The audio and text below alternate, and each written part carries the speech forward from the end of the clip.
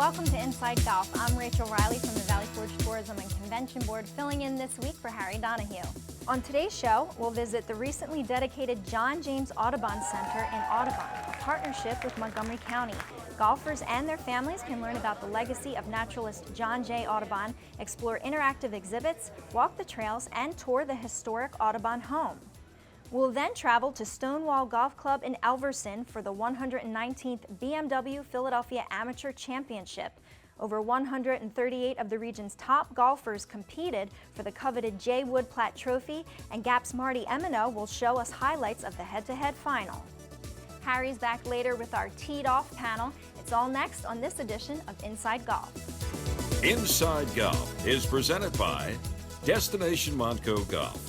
54 courses, 300,000 yards. Check them out at montcogolf.com. By the First Tee of Philadelphia. The First Tee helps young men and women become better golfers, but most important, better people. Get involved. Visit thefirsttphiladelphia.org. By the Golf Association of Philadelphia, GAP, celebrating amateur golf since 1897. By Jersey Man Magazine, it's a Jersey way of life. And by Philly Man Magazine, bringing it to Broad Street.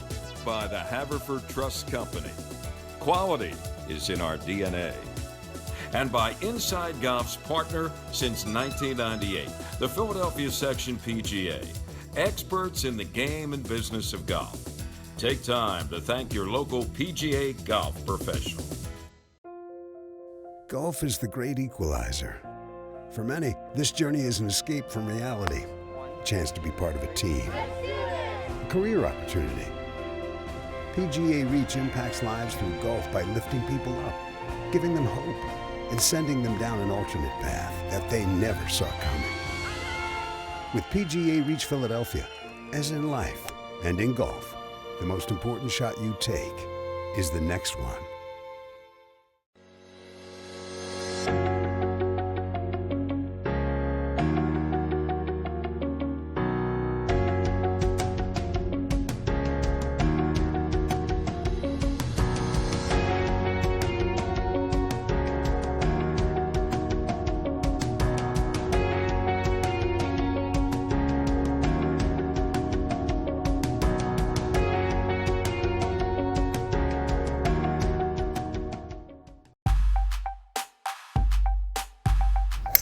Welcome back to Inside Golf. Now, we know that Montgomery County, PA is a great golf destination, but there's also lots of other things to see and do right here. And for this week's A Short Drive, we took a look at one of the latest attractions, a brand new birding museum in Audubon, the spot where John James Audubon created a birding legacy.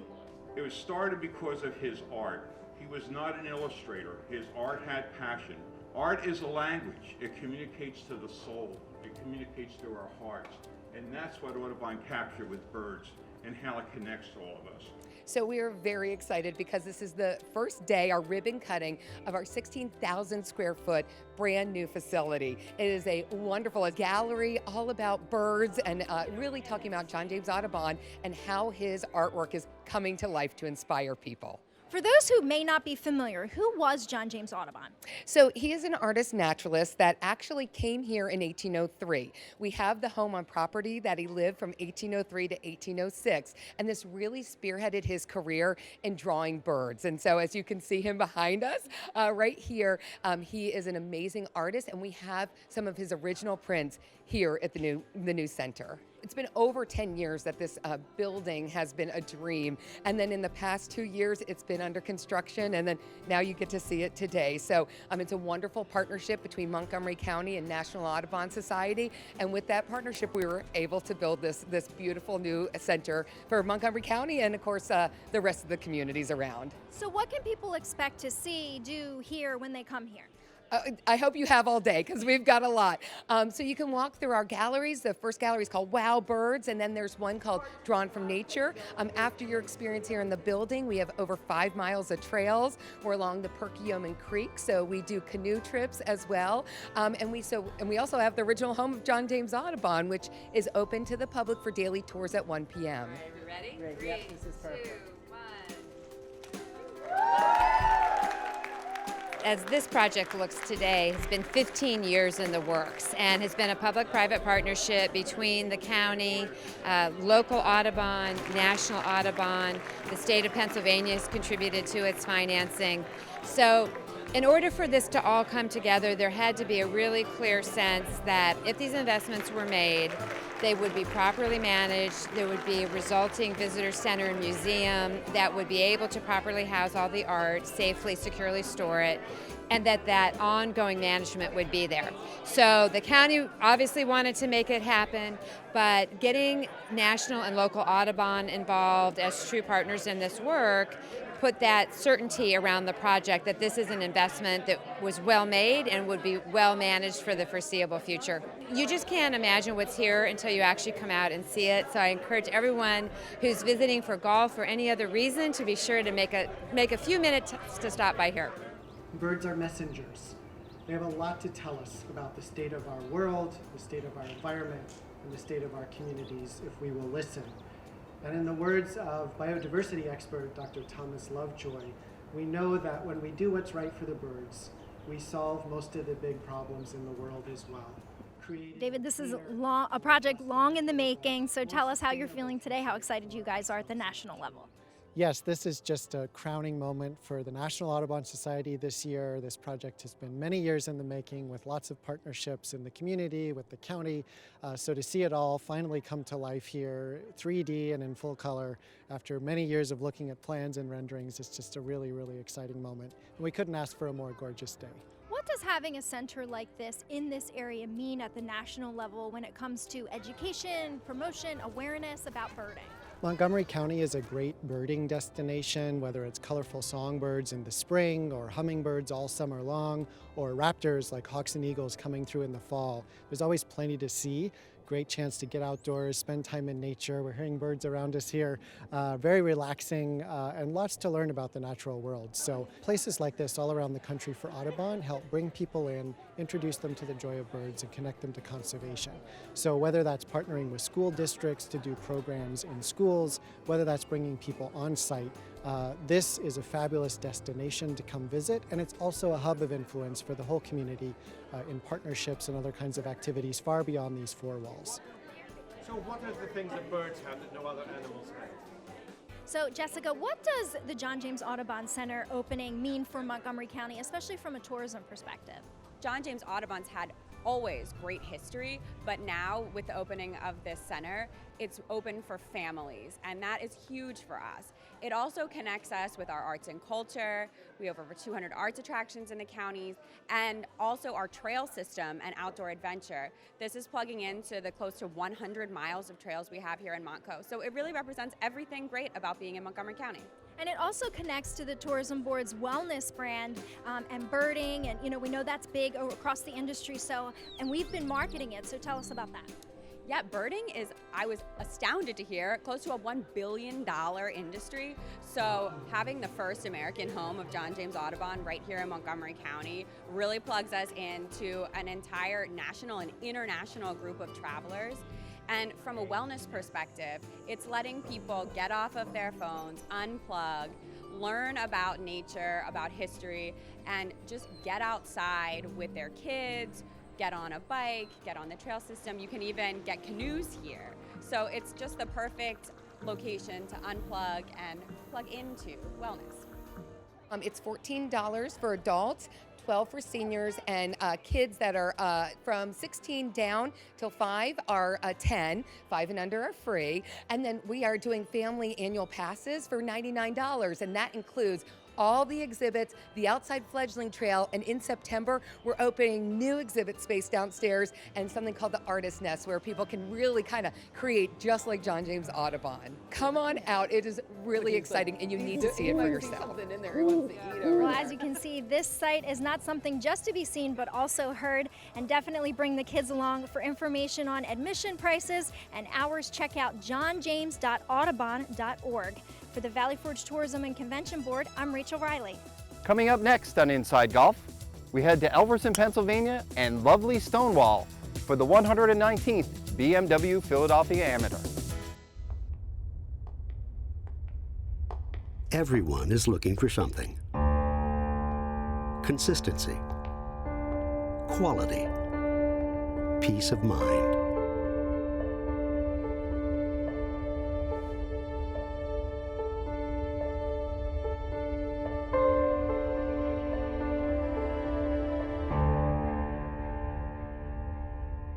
Found.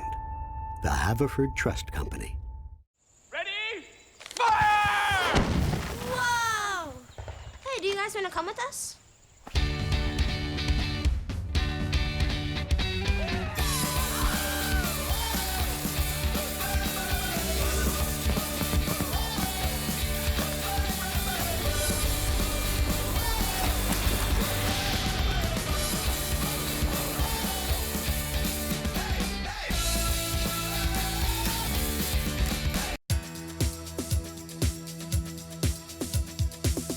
Welcome back. Recently, the Golf Association of Philadelphia held their BMW Philadelphia Amateur Championship. Here's Marty Emino with the recap. Thank you, Rachel. Jeremy Wall was a stonewall in defense of his BMW Philadelphia Amateur title. Wall defeated Jeff Osberg, the qualifying medalist and 2014 title holder, 3-2 at Stonewall's old course, to become the first repeat champion since Chris Lang of Overbrook in 1993-94. Wall, 23, a lifelong Manasquan River member, is the 10th back-to-back winner in the Amateur's 119-year history. If I had been thinking back-to-back at the beginning of the week, I mean, that would have just been overthinking it way too much.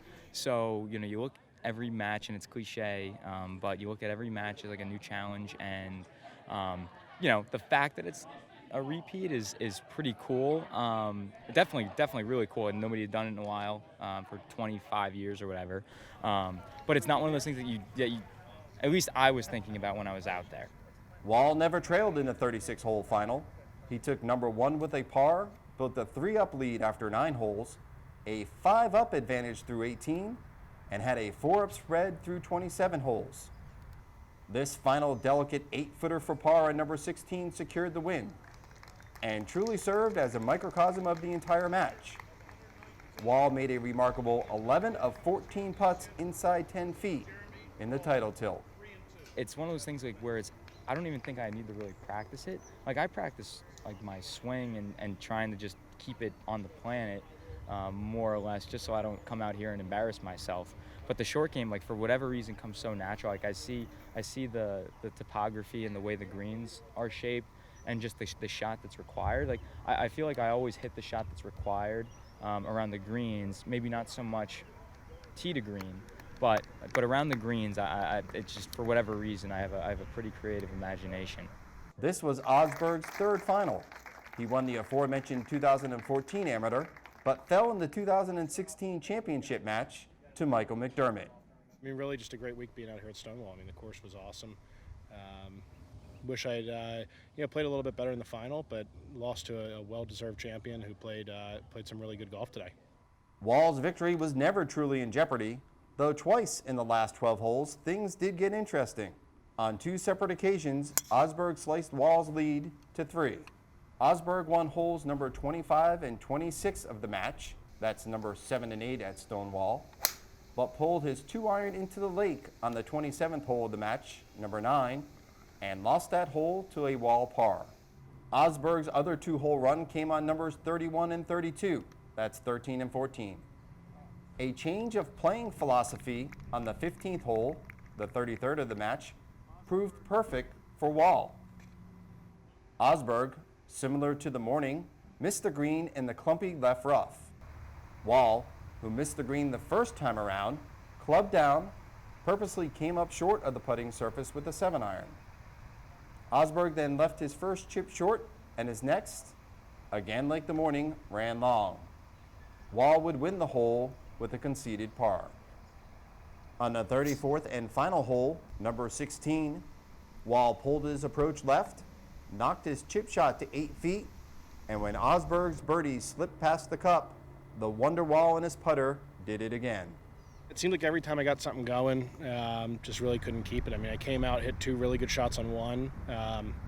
Thought I hit a great chip. It was going a little fast. Really thought I made it. And then missed a short putt.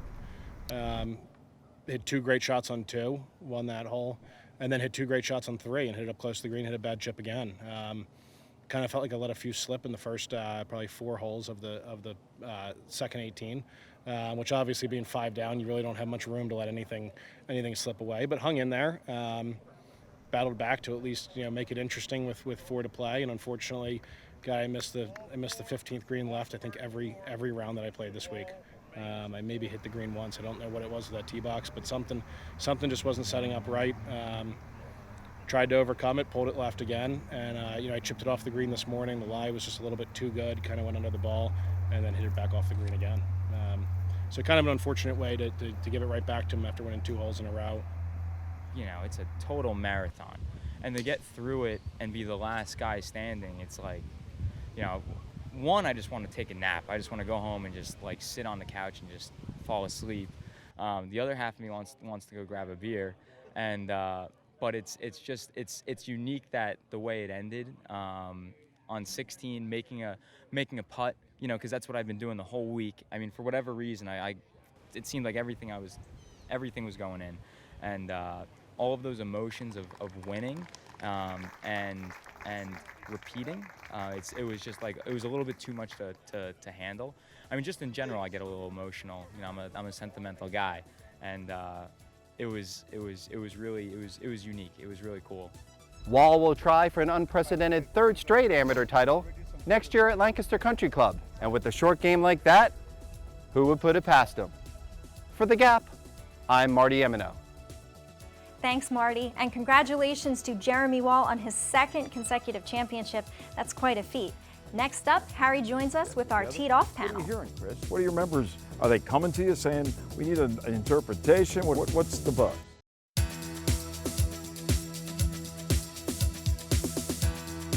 Welcome back. Inside Golf continues here from Bluestone Country Club, Bluebell, Pennsylvania, with our panel. Speaking of Bluestone, they still have their 2-year membership incentive available. If you want to find out more about it, go to their website, bluestonecc.com. The head pro at Bluestone, Chris Gardner, back with us today. You can go to the website or they can call me. Or call you? Come on, call me. Or just stop by. Stop in, yeah. He's always here. Say hello to Chris. Introduce yourself. Yep. Joe Logan, myphillygolf.com. Good to see you, Joe. Good to be here. And Bob Shepard, longtime Philadelphia pro, author, and a frequent contributor to Inside Golf. Always happy to be here, too. Good to see you, Shep. Good to see you, Harry. Rules went into effect in January of 2019. A, shall we say, collaborative effort between the RNA and the USGA after what, a couple of years of input and getting together. What are you hearing, Chris? What are your members? Are they coming to you saying, we need an interpretation? What are we doing wrong? Or what's the buzz? I would say this. I think that there's been less discussion on the new rules than I thought there would be. I thought that since it was such a radical revamping starting in January that there would be ongoing discussion about certain things, but either it just needs more time for more members to get involved in the different rules and some of the local rules that are available to different clubs around. But so far, I mean, some of the biggest ones you'll see on TV as well as at your local clubs. I mean, the flag stick is going to be an ongoing discussion. Not necessarily should it or should it not be legal to keep the flag stick in. That's already been decided, but is it beneficial to you? Is it beneficial from a pace of play standpoint to have everyone the option to putt it with it in or not? I know the caddies have mixed emotions, constantly taking the flag in and out for different players in a foursome and different match play rules and everything else, but that's probably the most discussed rule that we have. I think everyone's still getting used to dropping from the knee. It's a little bit different for us to get used to. I mean, I know forever it was dropped behind your back, so everyone will get used to it eventually. Right. I wanted to ask you while you bring that up, is there a penalty for not dropping it from the knee, or do you get a redo? No charge. So I am not a rules expert, but if go you like correct, this, if you drop it from waist high like you're used to and you don't play the ball, you have the option to re-drop it before you would get a penalty. Okay. So a lot of times you'll have someone in the group kind of say, hey, re-drop it real quick, and then oops, try it again, re-drop, you're in play. Right. It's similar. A lot of people don't realize this, but if you're on a tee box and your ball is teed up in front of the markers and you hit it, that's not a penalty. You get the free reload. Really? Yeah. Yeah. Right? I think I'm right on that. You're the pro. Well, You're the pro. The old days. Yeah. Yeah. There's no penalty for hitting it outside the tee shot outside Not the if somebody box. says you I can know replay it. in my group, if I do that, it's legal. So I don't know if everyone else. Just move the You tee mark. don't even hit a redo. I just moved the T marker. That's a good one, yeah. There you go. Joe, what's the buzz? What are you hearing? I agree. The one that I have been surprised by the most is the number of people who prefer to putt with the pin in. I mean, you always had to take it out. Now, everybody I play with now says, leave it in. The other one, the drop, I still can't get used to dropping from the knee. From the knee? And I usually forget. And one that I hadn't even thought about, I was playing the other day, and a guy hit a ball out of bounds to the right, and he wanted, and the drop, if he had dropped it just next to the OB, he'd have been behind the trees. And he brought it all the way out to the middle of the fairway, which he's entitled to do under the new rules. Close. Yeah, I mean, he brought it so that he was not. Yeah, but he gets in it. You're talking about a ball hit out of bounds? Yes. So he chose to take a 2-stroke penalty because he no stroke in distance. Right. It's not like hitting it into a penalty area Right, anymore. right. Okay. But he could move it out from behind the trees, Right. so he was not That's a blocked. great discussion amongst both rules officials and, golf committee chairman, whoever it might be. But we have adopted that here at Bluestone. That's a local rule that you can adopt for casual play, not tournament play, and we make sure we let them know which tournaments it's not eligible for, which is almost all of them. But for casual play, I don't see a big problem with if you hit it near the road and you're not sure if it's out of bounds or not. You walk up there. If you find it, you play it. If you don't find it, you drop it, and you can take it on an arc all the way to the edge of the fairway and drop it out there, and you save time from having to re-tee it. Yeah, it does save time. Bobby, can you chime in on this topic? Yeah, I see a massive confusion. All these rulings that you see on television, they're very confusing even to the knowing. So you're putting a 18 handicapper in there listening to this, and they just frustrate and give up. It's very confusing. They were supposed to be simplifying, and it seems like they've got it more complex now. I don't know if that's a truth. That's why you got to get that book and carry it in your bag. That's exactly right. Or get the app. They're all on the app. That's a whole other problem too, is actually from the rules officiating standpoint. I'm out there with my rules book. Of course, I'm no expert, but I at least knew how to find basic rules before. It's a scramble for me now just to actually go through the index and re-find the rules that I thought I knew. Yeah. I'm taking a little more time, unfortunately, so I gotta. Well, Ski Regal used to say that too. Ski said, never ever quote a rule. Get the book and open it. Then you're covered, especially in our position. Just the problem is now it takes me 15 minutes to do it. Yeah, that's right. Yeah, or if you have the app and you're not allowed to take a cell phone out on the golf course, you're out of luck, right? Quickly, we have like a minute to go here. I'm going to propose something kind of related to rules, distance measuring devices. Now, they're allowed sometimes in practice rounds, but not in competition. In most amateur play, they're allowed, I believe, right? But not on the PGA Tour. What's the difference, for instance, between a marker on a sprinkler head and a distance measuring device? I just throw that out there for the sake of argument. One is quicker and more accurate. Right. The DMD, yeah. Yeah. But do you think eventually it will be allowed? It is. I think you could do it in gap events. Use a I think it's almost everywhere but the PGA Tour, and I'm not sure why they're so reluctant. Yeah, I don't know. Maybe they can't afford the distance measuring devices. I don't think that's a problem. Bushnell would love to have Tiger Woods pulling out as many Bushnell devices as they have. On the PGA Tour, you've got caddies and players who've played a course. Right. They're already familiar with it. But in a gap event or a casual event, you have a lot of people who are playing the course for the first time, second time, they don't know the course. Right. And so do you want them walking off yardages, or do you want to just shoot it? Well, they've even limited what PGA Tour players can do with the green reading, actually. Right. Yeah. How big the piece can be and all the different things they can do there. So they're limiting what they can do instead of expanding and just letting them use distance measuring devices. Right. Okay, well, they just threw it out there for what it's worth. Stay with us. Thanks, guys, for joining us here on Teed Off. We'll be back more of Inside Golf in a moment. Located in Bluebell, just a short drive from Plymouth Meeting, Bluestone Country Club offers a setting that's close at hand but feels like a world away. Bluestone offers a championship caliber golf course, practice facilities including a large driving range, separate chipping and putting areas, and a staff of PGA professionals. At the Country House at Bluestone, you'll find excellent food, superb service, and an outstanding setting. Their expert staff will assist in planning your next event, whether it's a wedding or simply a luncheon, dinner, or cocktail party. Check out Bluestone's variety of membership options. Much more than a golf course, Bluestone is a community. At Citadel, we're here, and here, and here. We're right around the corner. We're here for life's big moments, for that big step, and to make a difference. We're here and here. Whether you're managing money, purchasing a new home, or saving for that special moment, we are here for you. Citadel, banking with one focus, you.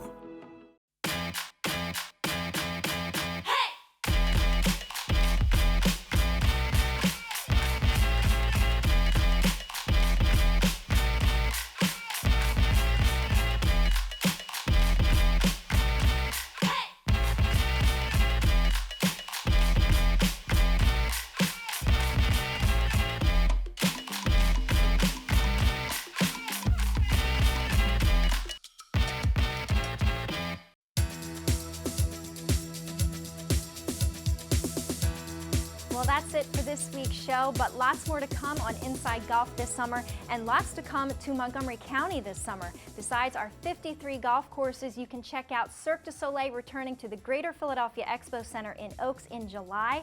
And of course, the famous Folk Fest will be back in August. And in the same month, the Globetrotters make their debut in Montco. For the Valley Forge Tourism and Convention Board, filling in for Harry this week, I'm Rachel Riley. Inside Golf is presented by Destination Montco Golf.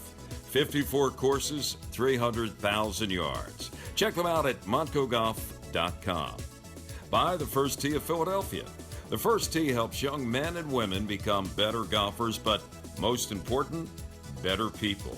Get involved. Visit thefirsttphiladelphia.org. By the Golf Association of Philadelphia. GAP, celebrating amateur golf since 1897. By Jersey Man Magazine, it's a Jersey way of life. And by Philly Man Magazine, bringing it to Broad Street. By the Haverford Trust Company, quality is in our DNA. And by Inside Golf's partner since 1998, the Philadelphia Section PGA, experts in the game and business of golf. Take time to thank your local PGA golf professional.